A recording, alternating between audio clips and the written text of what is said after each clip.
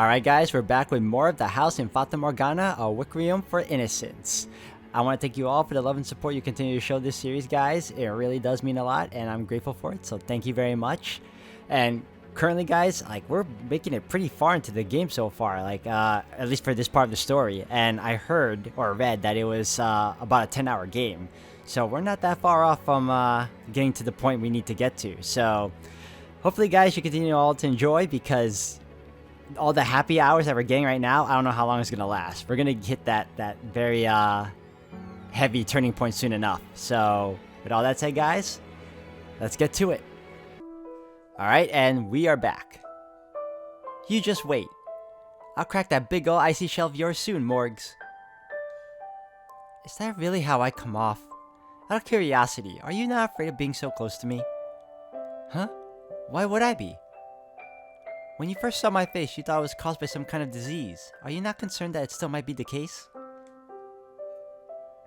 And that, you might catch it, whatever it is? Well, you probably wouldn't be here if it was something contagious. As sweet as Maria is, she wouldn't keep you around if she thought you might get the other girl sick. And nobody else seemed all that concerned at breakfast. Which means whatever those marks on your face are, Morgs, they're probably not a danger to anybody else. I'm surprised. You actually have something resembling a functioning brain. Believe it or not, I'm a super duper smart. Now that I know isn't true. But anyway, I'm talking more emotionally. You can logically understand that I probably don't pose any danger and still be uncomfortable. Still want to keep your distance. I know several of the girls do, and I can't blame them either. They need to be healthy to work to make their living. There's nothing wrong with wanting to avoid any potential risk, no matter how small. Or perhaps they don't even realize they're doing it themselves, in which case, there's nothing anyone can do.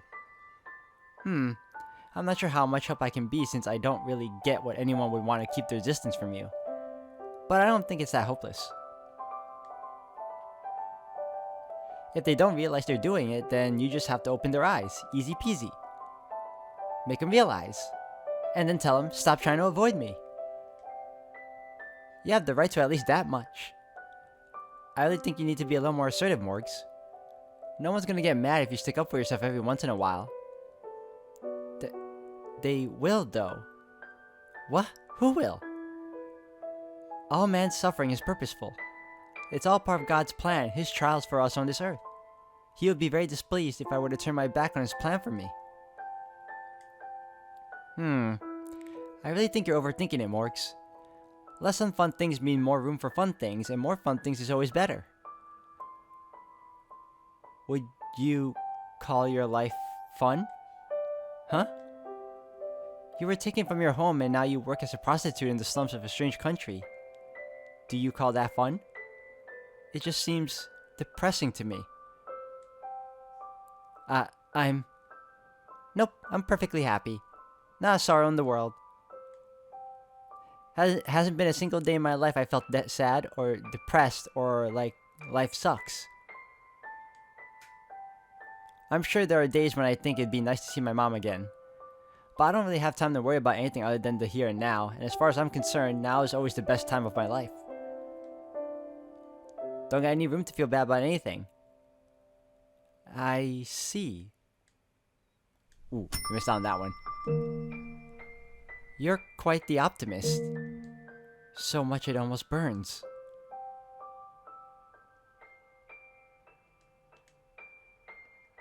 I consider myself lucky to have ended up at this brothel.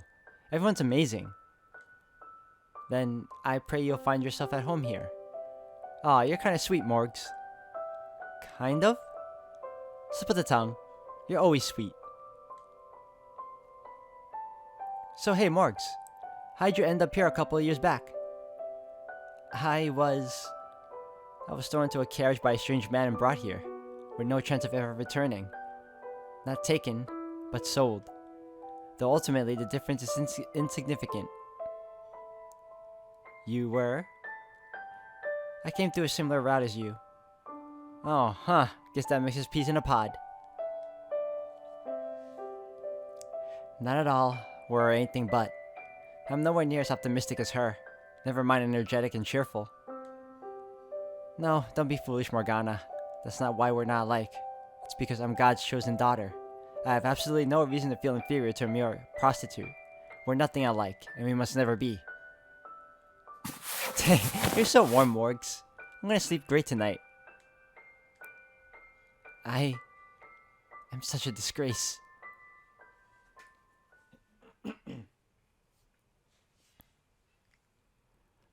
Lord Barnier, we are all very much interested in seeing that saint's miraculous powers for ourselves. I knew it would not be long before someone asked. We're much too healthy to see the effects of the miracle on ourselves, after all. Which, of course, is anything but a problem. Falling ill would only serve to interfere with our ability to enjoy these feasts.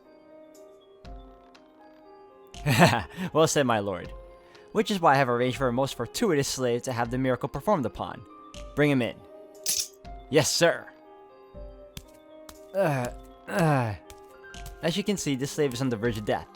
He can hardly even walk on his own 2 feet. Under any other circumstances, I would keep such an unseemly thing out of sight so as to not tarnish your festive mood, my guests.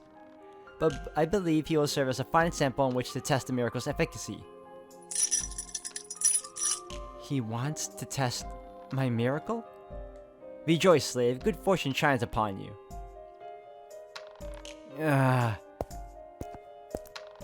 You heard me, daughter of God.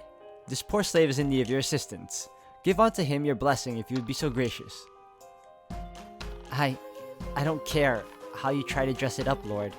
My miracle is not a show for your parties. Oh my, so you refuse to heal him then? After making such a scene about how your blood is for the sick, the poor, and the suffering at that. Even a saint's dignity has its limits, I understand. You don't want to be sullied by this filthy old slave. I never said any such thing. Then you know what you must do. Do not make me intervene, daughter of God. I am asking you to do this out of respect. I would happily give my blood for that man. I knew you'd come around. Let's see, where should we let your blood from? I see no point in wasting our marred flesh for a mere slave. Your fingertip will do nicely. He can drink the blood directly from the cut. Because I certainly don't have any goblets to spare for him. Let us begin then, shall we, old daughter of God?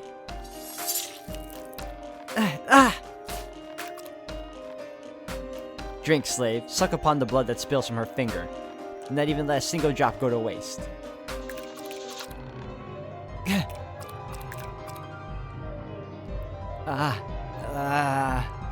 Tell me, slave, has your ailment been remedied? If it has, leap into the air for my guests. I am cured, my lord. Behold, I am cured. Oh, splendid and undeniable miracle. Look, my lord, I'm cured. I'm in better shape than ever. You seem more than enough. Stop hopping about like a filthy swamp toad. Yes, my lord. You're dismissed, slave. But first, give your thanks to the saint and all my guests who bore witness to your miraculous recovery. Thank you so much, sirs and madams. Thank you so much, O holy saint. And now that you've bore witness to the blood's power, I'm sure you are all eager to try some for yourselves. What? Most certainly, my lord. With such potent elixir, our good health is all but assured. Indubitably. Please, stop this. Do not take any more of my blood. I'm begging.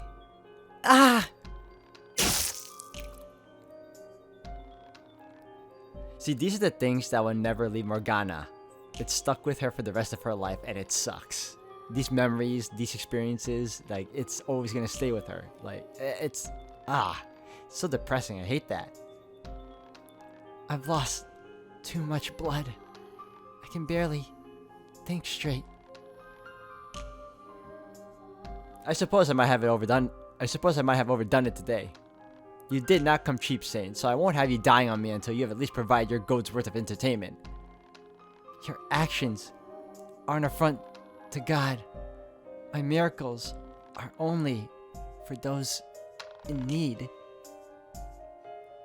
Is that the only thing you know how to say? I've grown rather tired of hearing it. I will gladly offer my blood for any other ailing slaves, but you and your guests are perfectly healthy. You are merely squandering God's gift on yourselves. Ha! You foolish little girl. What? Let me tell you something, Saint. I don't believe in your miracles. How can you say that after seeing that slave boy drink my blood and be healed? What more proof do you need? It was all a show. What? I told him to feign being ill and cured, or I would send him to the deepest chambers of the dungeon. Even a dog will wear a cat's skin if his life depends on it. So what did you think of his performance? Impressive, no? I kind of had a feeling he was faking it. It was a little too, it felt rather scripted. Why? Then why do you keep taking my blood? All I and my guest desire is a good time. You are nothing more than an exhibit for our entertainment. No, you're wrong. My blood does have miraculous powers. I proved it, back at the village. It hardly matters either way. Whether you're a saint or a lowly peasant girl is inconsequential. All that matters is that you continue to play the role of a saint. What's the matter? Are you disappointed? Upset? You're welcome to cry, wail, and gnash your teeth like a sniveling little child. Be entertaining in its own right. Shout at the top of your lungs that you're not a saint, that it was all an act, and beg to be set free. Who knows? I can't believe past that. Perhaps they might lose interest in you then. I am the daughter of God. I will never claim otherwise. I see. Then nothing changes. Oh, that's a terrible face. Holy cow, that's that's a scary thing to look at. You will continue to offer your body and spirit to my feasts.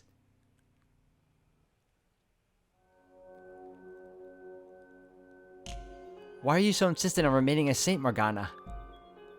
Is that Mother's voice? What do you have to gain from handing out blessings for nothing? It is my sacred responsibility, as the daughter of God, to help all those in need. How noble of you, Morgana. How honorable to not cast aside your duty in the face of such misery. It is the reason I was placed upon this earth. But tell me this, are your offerings genuinely altruistic? What? Are they, Morgana? Or do you simply do it out of desire to call yourself benevolent? Oh, is this the beginning of the origin of her split personality? When the people of your village sang your praises, when you crushed the man who accused Mother of being a charlatan, you reveled in it. I did not. There's nothing wrong with that, though. It's a perfectly normal reaction. Having pride and feeling a sense of superiority are perfectly human emotions, especially in a child as young as you. The reasons you feel shame about your pride, however, is the very source of that pride, your identity as the daughter of God. Free yourself from those chains and the guilt they cause you. Go back to being an ordinary little girl. You can do that. Remove the chains and pass them on to me. No! Hands off, you silly. What an awful nightmare. Dreaming about my time at the Lord's Manor is bad enough. But go back to being an ordinary little girl? No, absolutely not. That is not an option. My whole life would become meaningless if I were to do that. Not that I could ever call myself normal with a face like this. There's nothing ordinary about me. If I were to lose my position as the daughter of God, I would be nothing but a hideous child.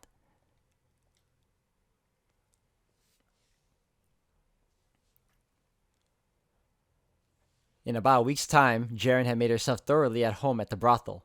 She had evidently found herself quite a few fans among the clientele, some of whom came to specifically see her. Most found her peculiar, hyper-energetic disposition overwhelming at first, but quickly warmed up to her. Not a single person seemed to dislike her, at least among those I came in contact with.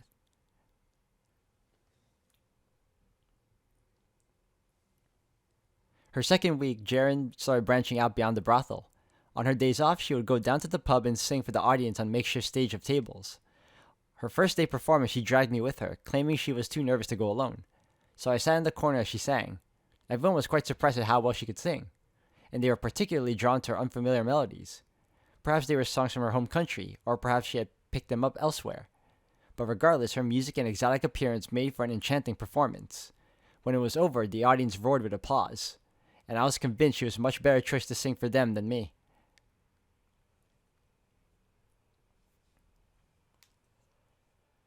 By her third week, even Maria had begun to come around.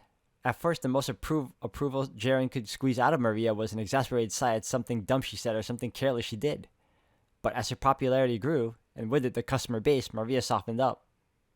"Man, am I glad to have you working here," she said with a big grin, patting Jaren on the back. To me, Maria's motivation seemed rather shallow, but considering she ran the brothel and all but name, it should have come a little surprise that she was so easily swayed by money.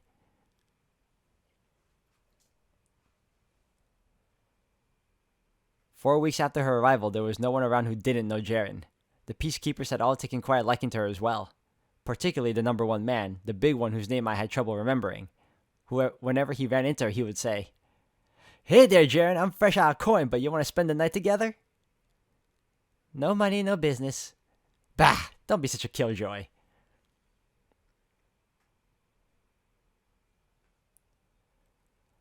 All the men in my life, in fact, had warmed up quite noticeably to her, including him.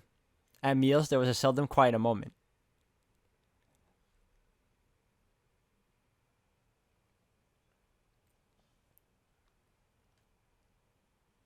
And there was nothing wrong with that. I should have been pleased to see everyone so merry. I should have been happy. I should have celebrated their joy. But by the time the full month had passed, I found myself avoiding Jaren at every opportunity.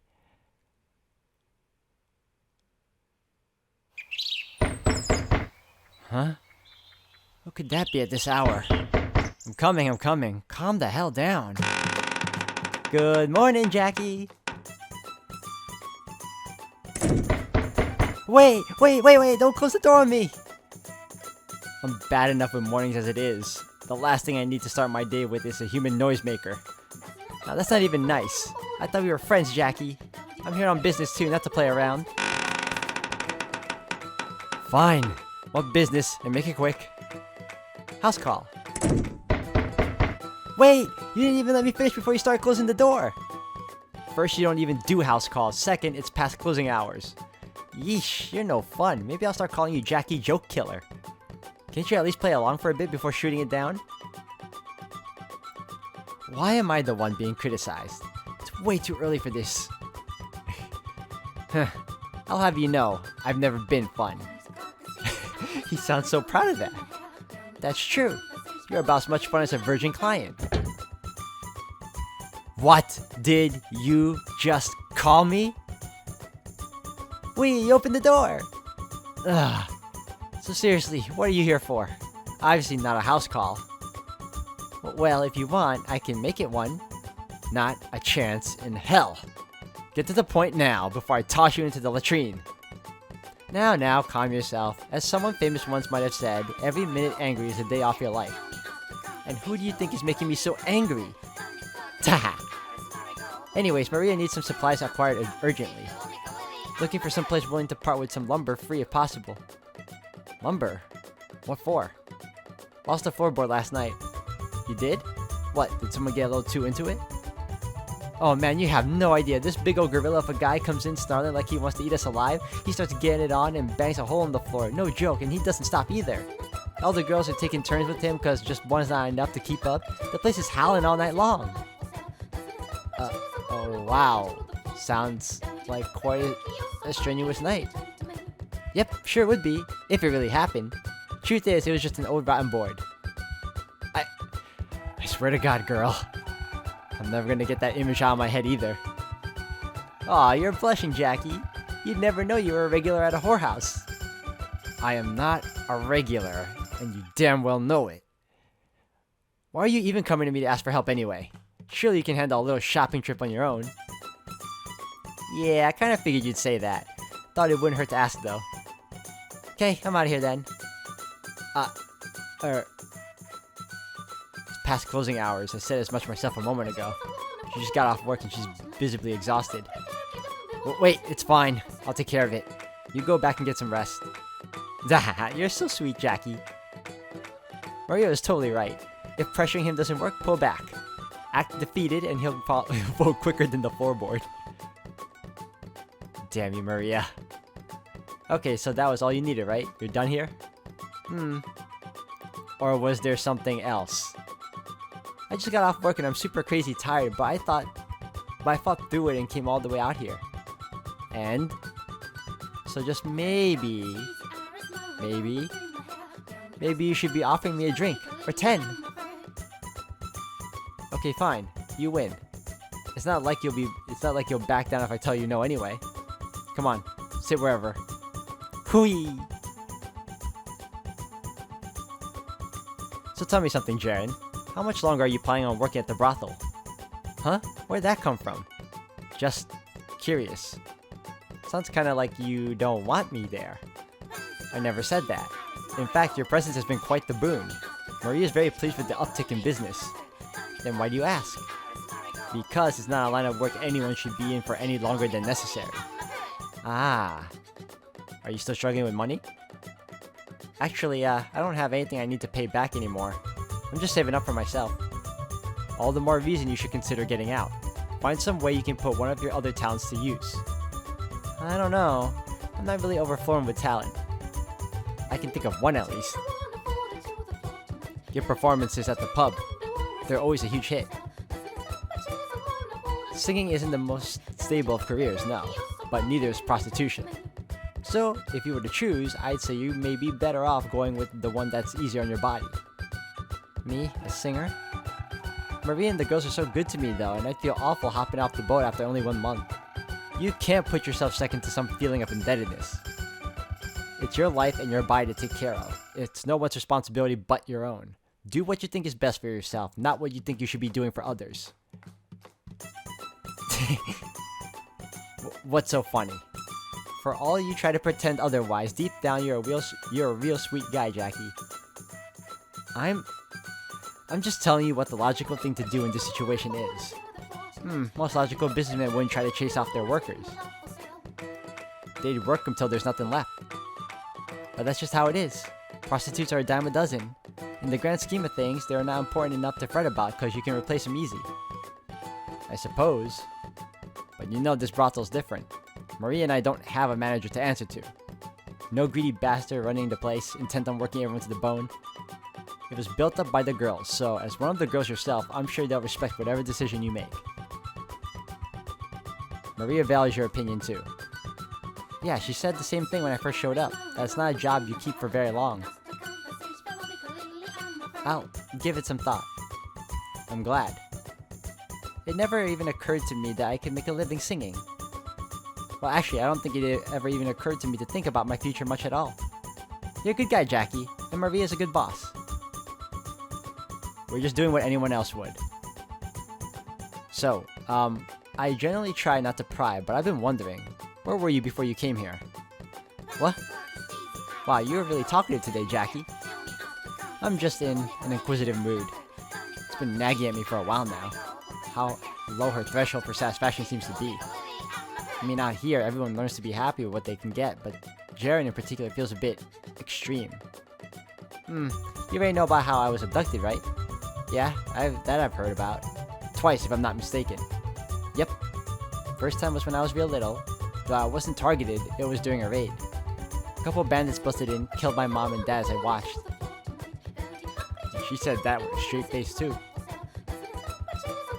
They spared me luckily, sold me off to work in the field somewhere as a slave instead. And one day while I was out on a supply run, I got swiped up and sold off again. It wasn't until about 2 years back when I started working as a prostitute. Was in a different city for a while, then ended up here.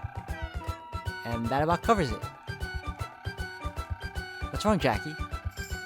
I just wasn't expecting something quite so bleak. You'd never guess from how she acted. Well, pretty much everyone in the slums has their own sad story, don't they? Some more than others, maybe. Luckily, I never had a bad master. Everyone was really nice. I always had food and a place to sleep. So I've never felt like I had it bad.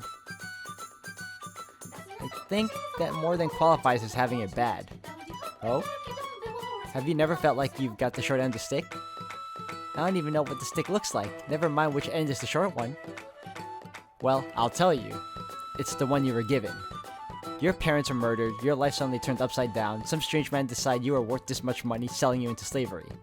You should be furious. You think you're happy right now, but let me tell you this. There's not a damn scrap of happiness to be found down here at the bottom of the ladder. It's not until you're a few rungs up when you're not living on scraps and treated like garbage that you'll find anything resembling real happiness. I don't know about that. As far as I'm concerned, if I'm enjoying myself, I'm happy. Doesn't matter if I'm rich or poor or hungry or what. Sorry for losing my cool like that. It's not my place to decide what you are and aren't allowed to be happy about.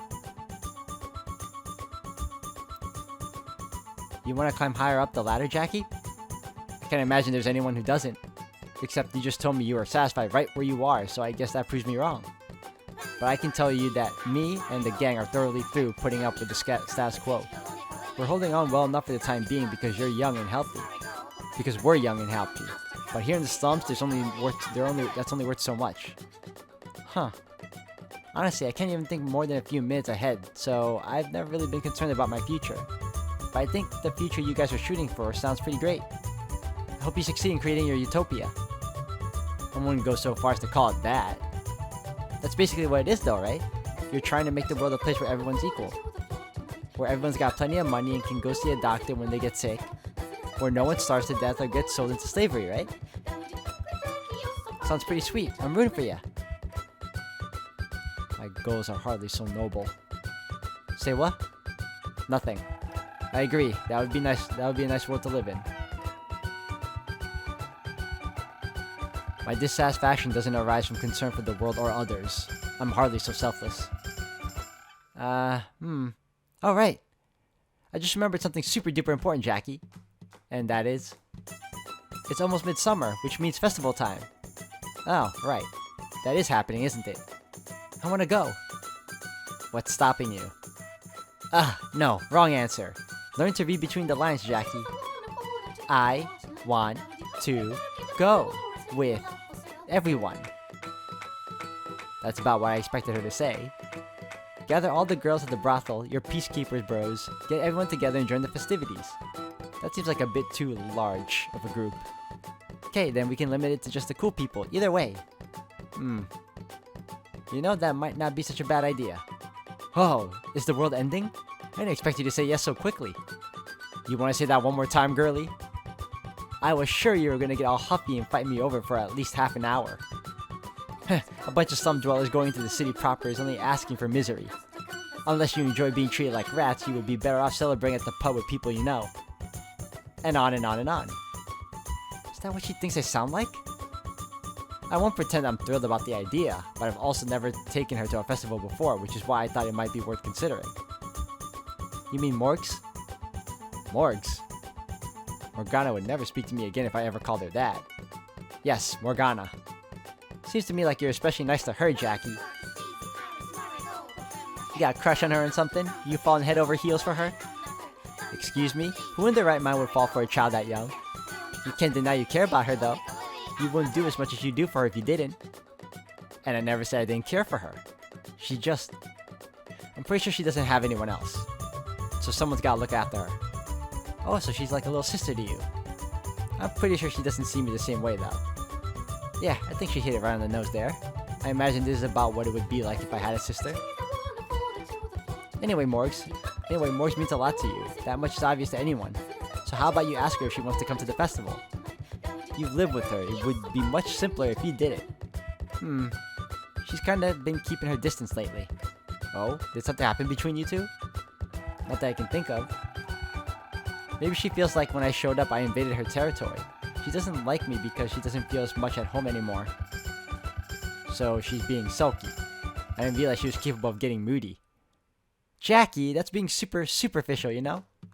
Sure, she can be a pretty tough nut to crack. But she is an 11-year-old girl. She gets happy and sad and upset as much as anyone else. Try as I might, I simply can't envision it. So you ask her to come, Jackie. Put your heart and soul into it. You get her there, and we'll all have fun at the festival, and it'll smooth everything out between me and her. Putting my heart and soul into it might be counterproductive. But sure, I'll see if she's interested when I go to apply her ointment today.